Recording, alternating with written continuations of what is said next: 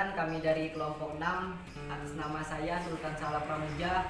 Saya Randy. Saya Maulana. Saya Rini Sastra. Dan saya Sabrius Sundulu.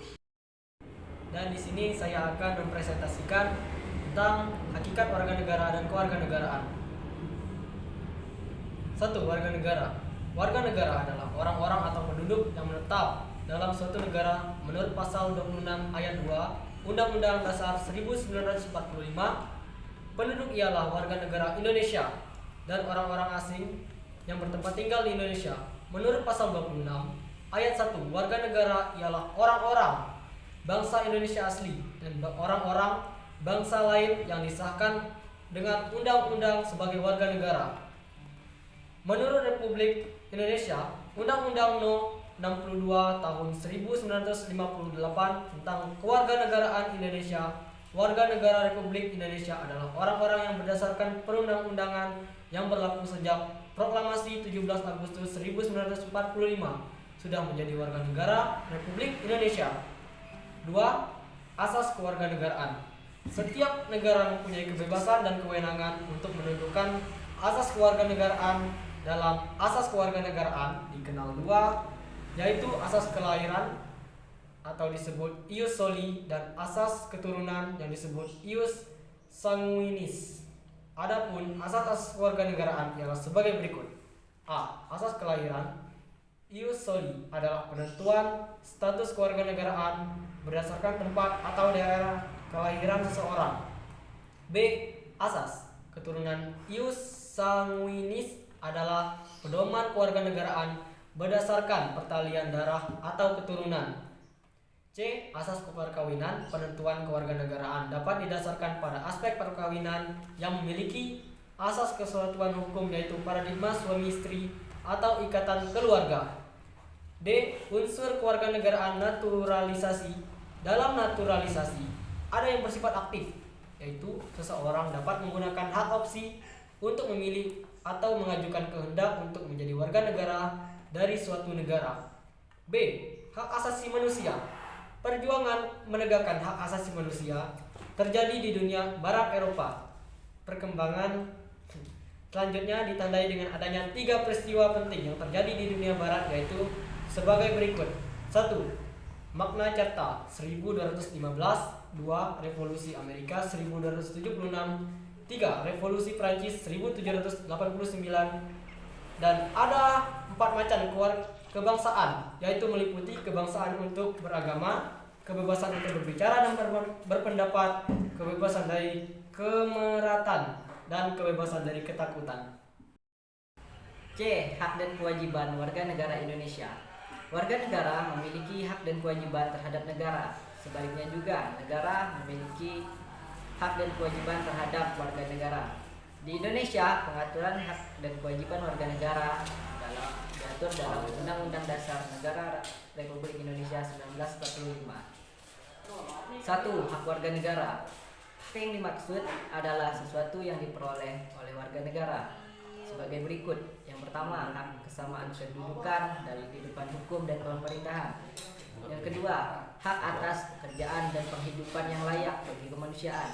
Yang ketiga, kemerdekaan dalam bentuk memeluk agama.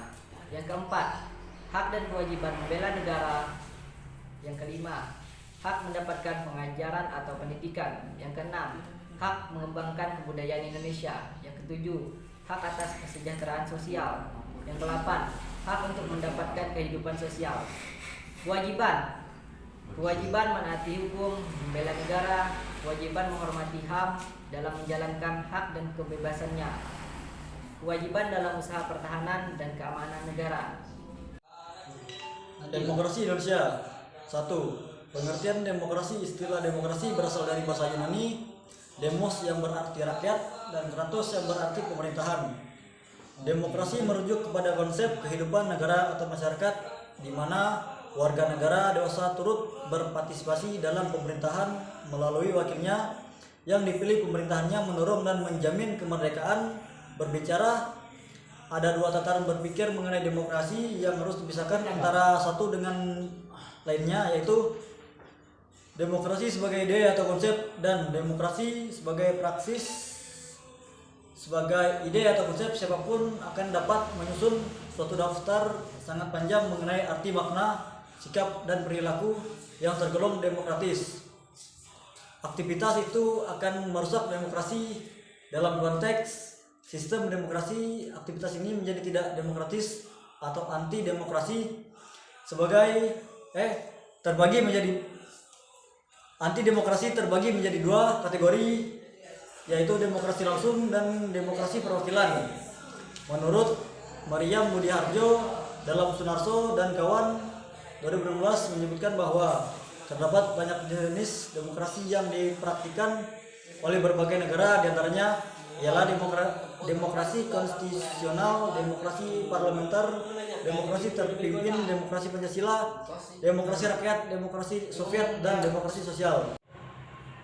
Kebebasan budaya. 3. Jenis-jenis demokrasi. Berdasarkan cara menyampaikan pendapat, demokrasi terbagi atas 3 jenis sebagai berikut. A. Demokrasi langsung. B.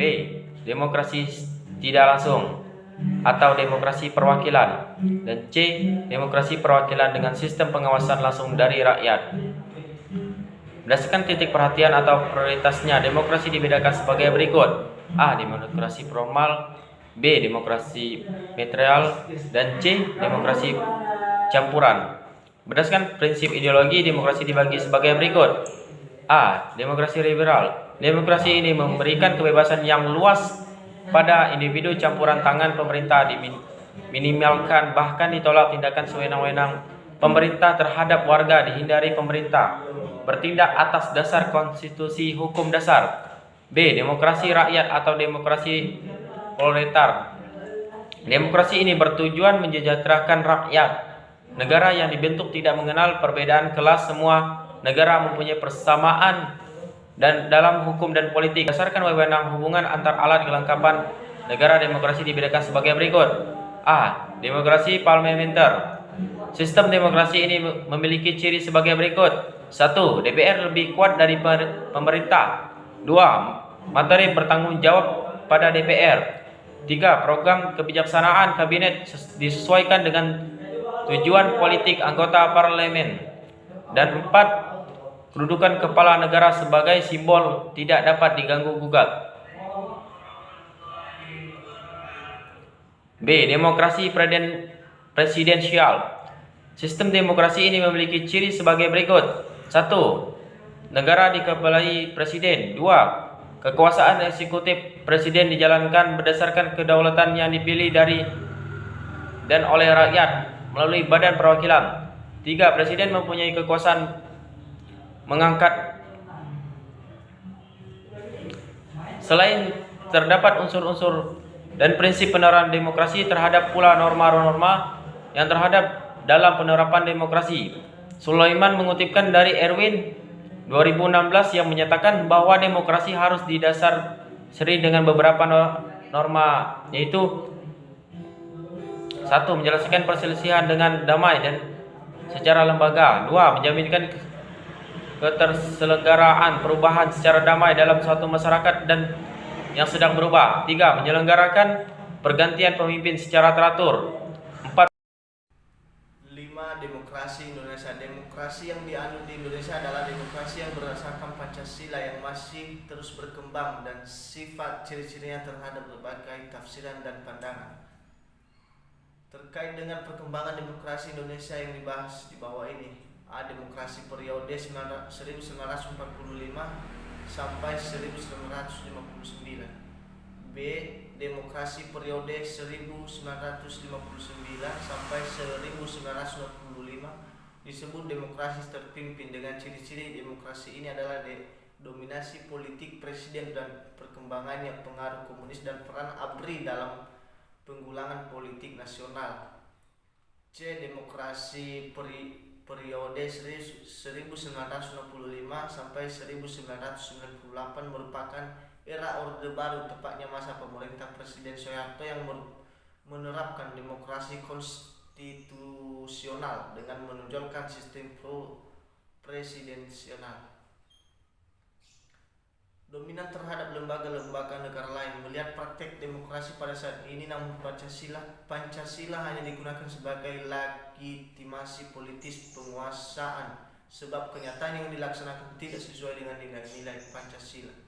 D. Demokrasi periode 1998 sekarang dikenal dengan era reformasi. Era ini berhubungan erat dengan gerakan reformasi yang menuntut pelaksanaan demokrasi dan HAM di tanah air secara konsekuen.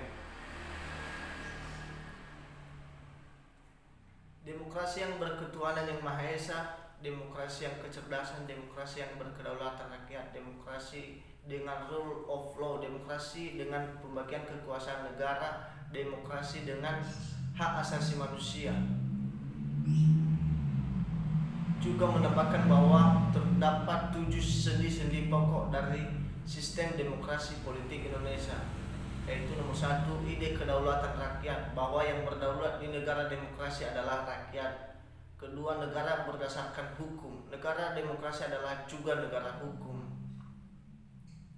Ketiga, bentuk republik, negara bentuk republik untuk memperjuangkan realisasi kepentingan umum atau publik. 4. Pemerintah berdasarkan konstitusional, penyelenggaraan pemerintah menurut ketentuan peraturan perundang-undangan dan berdasarkan konstitusi atau undang-undang yang demokratis, tercermin pada pasal 4 ayat 1 Undang-Undang 1945 bahwa Presiden Republik Indonesia